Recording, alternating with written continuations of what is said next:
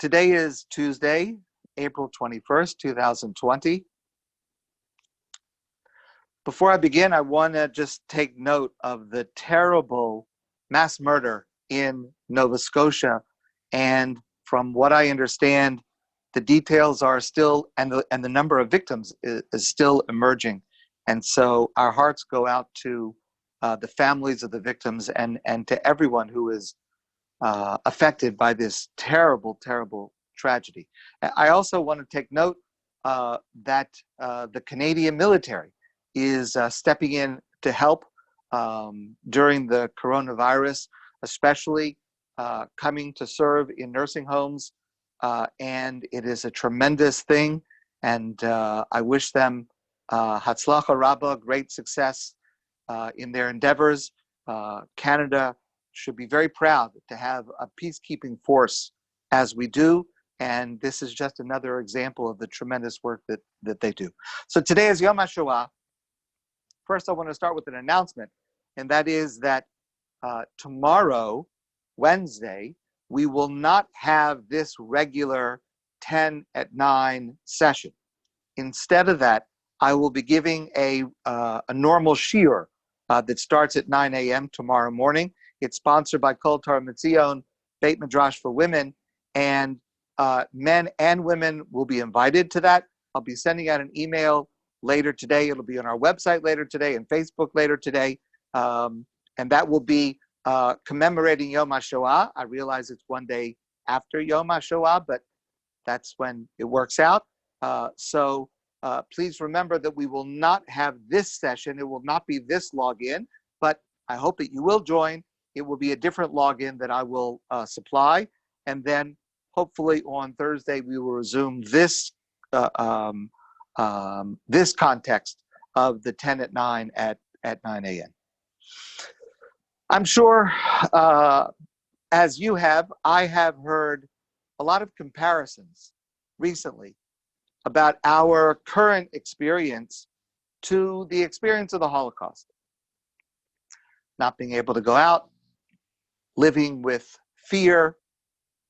Now, I have heard from some Holocaust survivors themselves who have reported that they feel that they are better able to handle the difficulties and challenges of today because of what they went through. There are certain skills and strengths that they feel that they developed through that experience that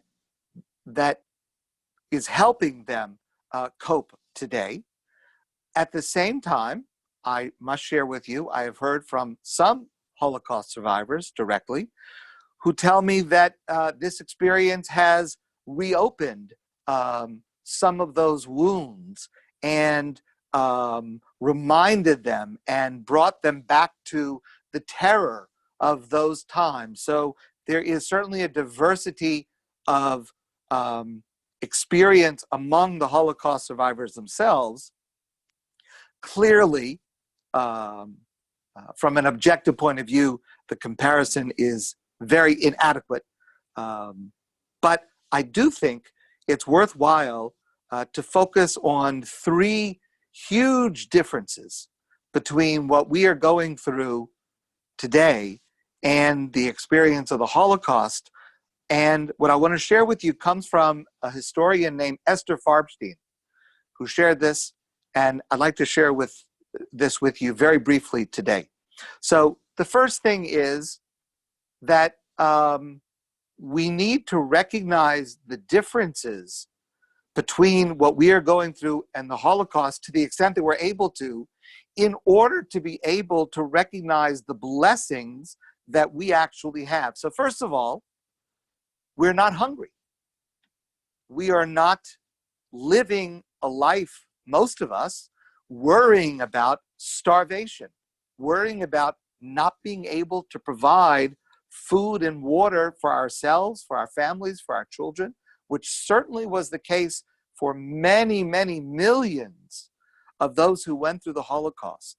And therefore, as we go through this day and we pay attention and dwell on the Holocaust as we should, we should also dwell on the blessing that we have of not having to endure anything like that.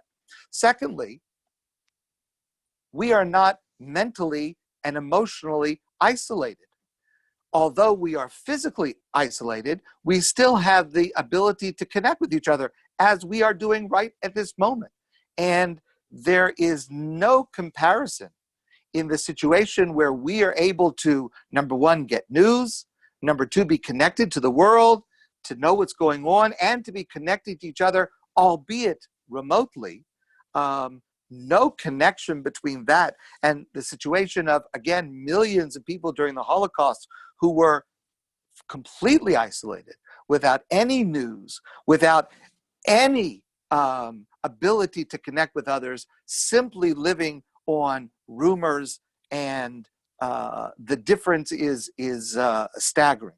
And then lastly, the most profound difference is that today, thank God, we are able to live with confidence as Jews and among Jews.